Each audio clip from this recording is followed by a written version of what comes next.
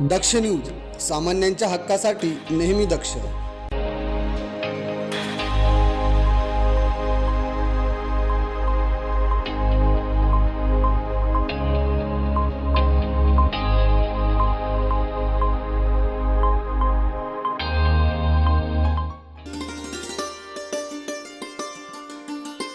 नाशिक महानगरपालिका सार्वत्रिक निवडणुकीच्या माघारीचा दिवस उलटल्यानंतर सर्वच पक्षांचे प्रचार सुरू झाले आहेत.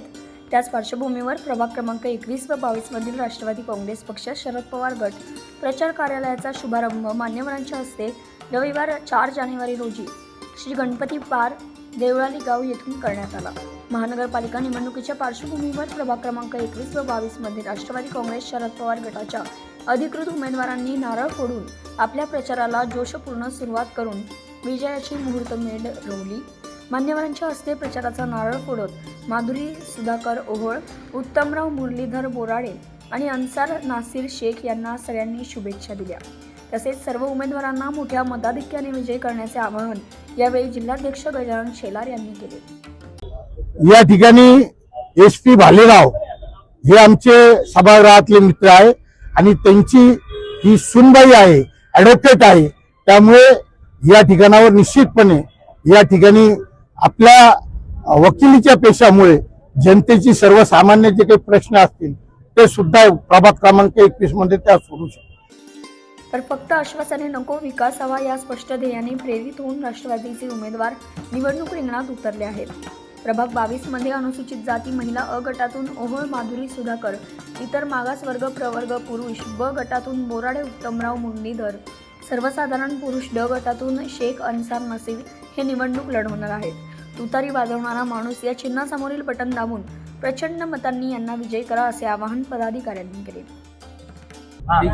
आपल्या प्रभाग 22 मध्ये आणि 3 उमेदवार आपले राष्ट्रवादी काँग्रेसचे, तुतारीचे, शरद पवार गटाचे 3 उमेदवार उभे आहे. सगळ्यांना विनंती आहे की सगळ्यांनी त्यांना भरपूर मतांनी विजय करावे. 22 21 मध्ये 21 मध्ये आपले आमचे उमेदवार उभे आहे. 4 उमेदवार आहेत, त्यांनाही भरपूर मताने विजयी करा हीच विनंती सर्वांनी. हिंदी बोलो क्या? अस्सलाम वालेकुम. आज मैं देवलाली गांव में आया हूँ. अपने आदरणीय गजानन नाना शेलार आए हुए उद्घाटन के लिए.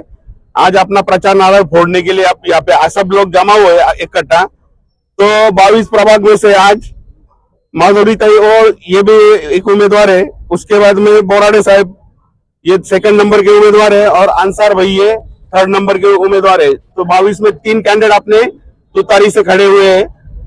सबने भर भर के मतदान करना है. उसके बाद में 21 में अपने स्वातिताई भालेराव है. उसके बाद में चंद्रकांत साड़े साहब है, सैयद रिजवाना अल्ताफ है और उसके बाद में इंजीनियर चबू निकम है. हाँ, एजुकेटेड लोग है सब इधर. और आज तक सब क्या हो गया, सब लबाड़ लोगों के ताबे में राजकारण गया था. अभी सब एजुकेटेड लोग आए हुए और पदाधिकारी भी है. उसके बाद में अंसार भाई ने उबाटा में बहुत बड़ा काम किया था पर उनको टिकट नहीं दिया गया. तो ये बहुत गलती किया है उन्होंने. अभी उसके लिए अपने गजानन नाना शेलार करने से टिकट लाके सब के सब इधर 22 में से 3 कैंडिडेट निवड़ के आएंगे और 21 में से भी 4 कैंडिडेट निवड़ के आने वाले. सबसे मेन बात बोले तो अभी हम जोर से और घर घर जाना जरूरी है और सबके पास से मतदान एक मतदान सबको करने लगाने का बाहर निकालना जरूरी है. और इतना ही बोलता हूँ और रुकता हूँ. प्रचार शुभारंभाच्या वेळी उमेदवारांच्या समर्थनार्थ मान्यवरांची व कार्यकर्त्यांची मोठी गर्दी जमली होती. संघटित ताकद आणि अनुभवी नेतृत्वाच्या उपस्थितीमुळे प्रभागातील राजकीय समीकरणे बदलत असल्याचं चित्र दिसून आलं. जिल्हाध्यक्ष गजानन शेलार यांच्या उपस्थितीमुळे कार्यकर्त्यांमध्ये विशेष उत्साह संचारला होता. समाजातील सर्व घटकांचा पाठिंबा मिळत असल्याचे दर्शन घडवत ही दमदार टीम प्रचारासाठी बाहेर पडताच नागरिकांनी देखील जल्लोषात स्वागत केले. प्रभाग 21 व 22 साठी आता सक्षम नेतृत्वाची गरज आहे आणि ते तुमच्या रूपाने मिळाले आहे अशा भावना व्यक्त करत मतदारांनी देखील उमेदवारांना विजयाचा ठाम विश्वास दिला.